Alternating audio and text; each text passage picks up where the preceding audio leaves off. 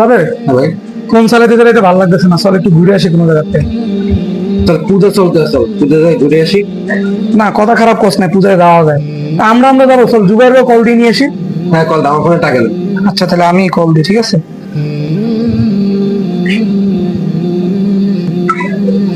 Hello Jubair. হ্যাঁ hello Furqan, বলো।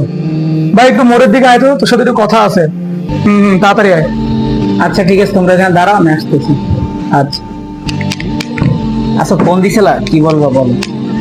জুবাইর, আমিও ফুরকান একটা প্ল্যান করছি যে আজকে পূজা করতে যাবো, চলো আমাদের সাথে চলো। কি বলো, আমরা মুসলমান হয়ে পূজায় যাব? আল্লাহ রাসূল সাল্লাল্লাহু আলাইহি সাল্লাম ইরশাদ করেছেন যে যে ব্যক্তি কোনো সম্প্রদায়ের কাজে ভিড় বাড়ায় সে তাদের অন্তর্ভুক্ত হয়ে যায়। তাই আমাদের উচিত পূজায় না যাওয়া। আর ইসলামী দৃষ্টিতে ধর্ম যার যার, উৎসব তার তার। আসলে কথা তো ঠিক বলছে জুবাইর, তাহলে আমাদের উচিত যে পূজায় না যাওয়া, ঠিক আছে। চল আমার বাসার দিকে যাই গে। আচ্ছা, ঠিক আছে।